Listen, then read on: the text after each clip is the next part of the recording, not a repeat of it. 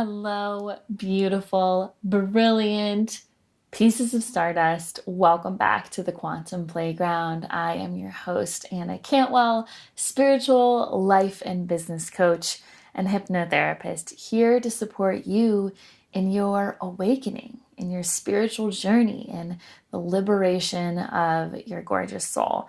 And today we're talking about a topic that is really alive for me and for a lot of my clients right now, and that is about receiving, and specifically why you're not receiving and how to shift that, because I know it can be so fucking frustrating when you're like, I just want to receive, and you're not. And I promise you that the answer is not because nobody loves you and nobody appreciates you. Okay, so I want you to imagine right now, and if you can, and you're in a space where you can, close your eyes. And I want you to imagine that you just gave someone that you love just the best, most beautiful, thoughtful, considerate, luxurious, amazing gift ever. And you give it to them and they unwrap it and they're just kind of like, thanks. And they just kind of shrug and they don't really say anything. They don't really respond. And it feels pretty icky, right? Now, I want you to imagine that same scenario, but when they receive the gift, they start to cry. They tell you how incredibly grateful they are. They tell you what this gift means for them, how much it changes their life, how important it is. All of that. They give you the biggest hug. And you can just tell the difference when someone is in the receiving mode. So when we're talking about receiving and literally being receptive, this is the feminine energy. This is the lunar energy or the yin energy. Same. And I love to use that example because it makes it really clear when someone is not receiving, even if it's something just small like a compliment, right? Someone gives you a compliment and you just brush it off or you don't take a moment to soak it in, or something like a gift, or let's say you're crowdfunding something, or you got a huge new client for your business, whatever it might be. We want to work on that receptive energy. I'm going to share a couple of tools with how to do that right now. So the first reason why you might not be receiving right now, and this is the most common one I see, is because you're not asking. There is no asking. I mean, ask and ye shall receive, right? That's the whole thing here. If you're not receiving, I want you to really go within and see, where am I even asking for what it is that I'm desiring to receive? That could be for business owners. I want you to think about selling and sharing. Are you in your asking? And I'm not talking like once a week, because Lord only knows if you're an online business owner and you're sharing something once a week, it's being seen by what? Like 1% of the people that even follow you? I'm talking about every single day in aligned ways, sharing, being in the energy of asking for what it is that you are desiring to receive. In an example like relationships, this could look very, very simply in saying, I am requesting that we have one date night every week, and making that request clear and simple, and not doing the weird passive aggressive guilt trip, shame trip, dancing around the topic. Being clear in your asking is so crucial. Now, this can also apply to the universe, right? Your asking might look like journaling your desires in the morning. That's something that I love to do. And not just journaling those desires, but really getting in the energy of how those desires make a difference for you. Just like receiving the gift and feeling into how the gift makes a difference for you. This applies to gratitude lists as well. I see a lot of people just list out, I'm grateful for my home, I'm grateful for family, but they don't touch on any part of how that thing makes them feel. And that's the big thing that you're creating, the feeling and the energy. In your asking, in order to receive, I want you to practice in your ask, letting people know how much that thing that you're desiring to receive means to you and what it would actually do for you. The great thing about this is, in sort of the manifestation way, that also means that you're getting into the vibration and the frequency of that thing, and you're also seeing it clearer in your mind. And for your subconscious mind to latch onto something, it needs images and it needs feelings. That's the language of your subconscious mind that will allow you to manifest or just bring into physical reality what it is that you're desiring. This is one of the biggest spaces that I see that business owners who aren't selling as much as they would like to can grow, is in the sharing and selling, in the asking, just getting into the habit of throwing up an offer that you already have. Maybe it's a flash sale. It doesn't have to have anything to do with discounts. Maybe it could be a moment where you're offering something as a gift. That's great. And you can also just sell things normally all day, every day, because that's what you do. And that's part of who you are as a business owner. And if you're not receiving as much as you'd like as a business owner, you gotta get into the space of consistently sharing what you have. The perspective that I love on this is, just imagine that you made this delicious, beautiful plate of brownies. That's your offering in your business, are the brownies. And all you're doing when you're selling and you're sharing is you're just going around saying, hey, I made these amazing brownies. Do you want some? Right? That's that asking. And the cool thing about that kind of asking is that we all know when you give, when you share, you also receive, right? When you receive, yes, of course, you get something from that space, right? When you're given a gift. But we all know the great feeling of when you give something and how satisfying that is too. So it goes both ways always, the giving and the receiving, in a beautiful, endless loop and flow. So another reason why you might not be receiving as much as you'd like to is because you're not asking clearly and directly. I know for me, when I'm not receiving, I am not speaking those desires in a clear and direct way. Maybe I'm skirting around the topic. Sometimes it looks like I'm asking for a little itty bitty part of what I actually want, instead of actually asking for the full 100%. There's this thing with women, and it's not just with women, but a lot of times with women, where we ask for maybe 40% of the thing that we actually want. And it actually sets us up for disappointment from the get-go. It locks in our disappointment by asking for so little of what we actually want, and then we know for sure we won't get it. It's this really twisted, kinky self-sabotage thing that we do sometimes. So I encourage you, when you are in your asking, to heighten it by truly going inward and seeing, what do I actually want? If this is 50% of what I want, what is the 100% of what I want? And it's so true, it never hurts to ask. When you're in the space of not owning your desires and not being allowing of yourself to have powerful, bold desires, usually we do something like this. We say, pretty please, ooh, could I just please have a little bit of what I desire? And that energy is icky and repelling of what you truly desire.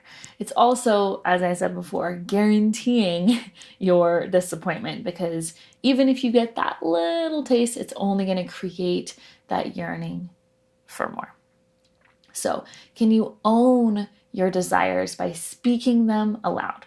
I did this recently. I was feeling a little lonely, and we've been living in Ohio. We're about to move to Colorado. But I just had this feeling I I really want more people to call me.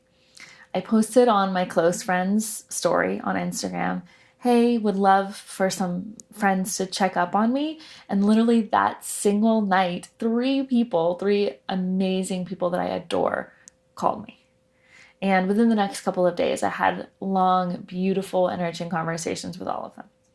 Sometimes it really is that simple. And that's what I'm here to do. I'm here to make it simpler for you and easier for you.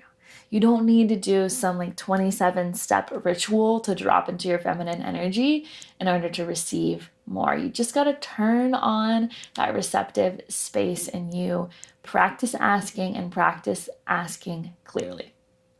One of the things that inhibits us is we assume people know what we want. But I promise you, even though everyone can be psychic and telepathic, that no one is out here just reading your mind for what it is that you want. You know how sometimes you don't even fully know what you want? How can you expect other people to totally know what it is that you're desiring? By the way, all of this I am totally saying to myself.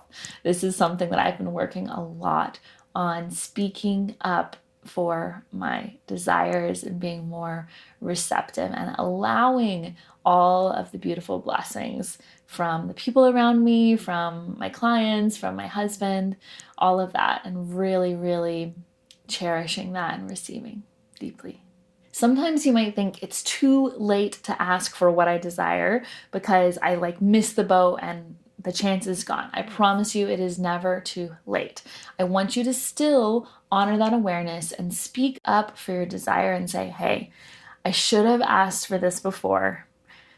I'd like to ask for it now. Here's my desire. Here's my request. And when you frame it like that, when you finesse the delivery like that, I promise you it is only going to deepen your relationship with whomever it is you're asking. This is another really common reason that I see why you might not be receiving as much as you desire. And that's because you don't have any fucking space. Okay? I have folks sometimes come to me and they say, I just want my soulmate. I'm just so ready for this soulmate lifetime partnership. And then I ask them about their schedule, and they are busy, busy, busy, sun up to sundown, with no time or energy to nurture a deep relationship, especially one like a soulmate partnership.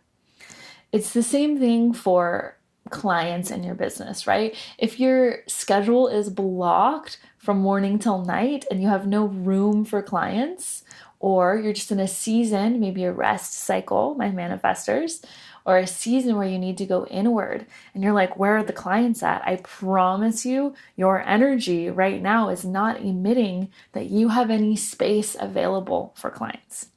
Better to just take the rest and then create the space, create the freedom in your schedule, create the time, because your manifestations need a parking spot. They need a place.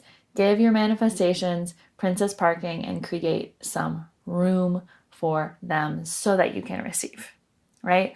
Because when we don't do that, sometimes we end up receiving and it feels overwhelming and way too fucking much.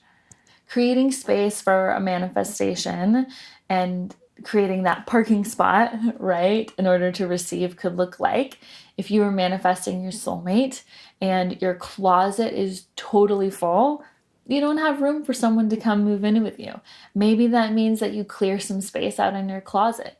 Maybe it means you get another nightstand on the other side of the bed, right? I mean, literally making space and calling in so that you have the sort of infrastructure ready. Same thing in your business. You might set aside a block of 2 hours in the afternoon. Let's just say your business is just getting started. You set aside a block of time that's specifically for clients and you don't put anything else in that time. And if you don't have any clients, maybe for the first couple of weeks, you take that time to reach out to people, connect with potential clients, practice your skills, or set up the structure and systems of your business. In the area of relationships, something that I see is someone is like, I'm super desiring my soulmate relationship. And then they have Hinge and they have 30 conversations started with all these different people. And that's just blocking the space. If you're like, but Anna, I have to go on dates to meet people. Yes, I get it. You have to be clear on what you're desiring. And if that person is not what you're desiring, end the conversation in a loving way and move on. Too many of those loose ends is going to junk up the space, and it's not going to give you the room to call in and really receive and be ready for your soulmate. That can apply to clients too. Maybe you have clients that aren't aligned with your vision or where your business is headed. I know that there was a time when I was really shifting from teaching a lot of yoga and meditation to going much more into coaching and spiritual life coaching and business. And I had to make that shift. I mean, I cleared out a lot of my Instagram feed that was geared toward yoga and meditation. Even though those things are an important part of my life, they're not as much the central focus of my business. And I had to make a little like Indiana Jones, Holy Grail like swap, right? So that there was space for those new kinds of clients that I was actually and deeply desiring. Another space that I see where people are not receiving is because they just refuse to give up control. The relentless need for control will keep you from receiving what it is that you really, really desire. Think about like a mom, right, who wants help around the kitchen. And she asks for help, which is great, but then someone helps her, and then the whole time she just micromanages them and gets pissed at them because they're not doing it the way that she wanted. A couple of things. One, she could ask more specifically for the way in which she wants the task done and express how meaningful it is to her and really connect with the other person's presence and heart. Or releasing a little bit of the control, knowing that if you want support, it's never going to be done exactly the way that you would do it because someone else is doing it. In business, this could look like maybe hiring someone and then starting them off and saying, I want you to do this copywriting, like get the copywriting 50% of the way, right? And not having an unrealistic expectation of a brand new hire to perfectly match your writing tone and voice. Maybe over time, this person that you work with and train and manage, not micromanage, right? But that you train, maybe gets closer to having your copy to be like 80% done or 90% done. And then the 10% you come in, add your little sparkles or finishing touches. It's a really specific example, but I want you to think about the ways in which you're clinging to control, which ultimately is an illusion anyways, is hindering you from receiving.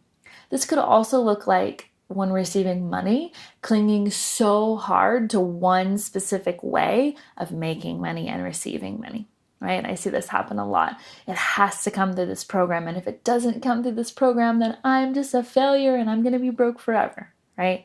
We don't want that. Can you loosen up the control and allow the universe to really work with you and on your behalf? Because there might be something that you're not seeing, and it could be something so much better than what you have set forth. The last way that you might not be receiving, or why you're not receiving as much as you'd like to, is because you're not allowing in what you are receiving. And this goes back to our gift metaphor at the very beginning of the episode, right? When you are being gifted, when you are being complimented, when you are in the receiving mode, when you're receiving support, take time to get into your body. Take deep breaths. Feel the level of support so that your nervous system can adjust to being supported, especially if you have historically not received a lot of support for whatever reason, maybe many of these reasons. You need a chance to adjust and really feel what it's like to be nourished and supported and to learn to trust, because trust ultimately is a practice, that it's ever growing all the time. That's the last piece I'll leave you with, that as you're on your receiving journey, getting into your body will help. Your mind will hinder you because your mind will come up with all kinds of crazy bullshit reasons why you don't deserve it, or why you're not allowed to have it, or why something bad might happen if you do decide to receive, or receive much more than you ever have before. Taking the time to get into your body, to breathe into it, to feel the difference that it's making, and to really genuinely appreciate. Not just say thank you, but to appreciate and express the feeling and what it does for you is going to deepen your ability to receive. So, boo, take some deep breaths. I cannot wait to hear what you've learned from this episode. Tag me on Instagram and just share a little tidbit of what you took away from today's episode on the Quantum Playground. And thank you so much for listening. It means the world to me.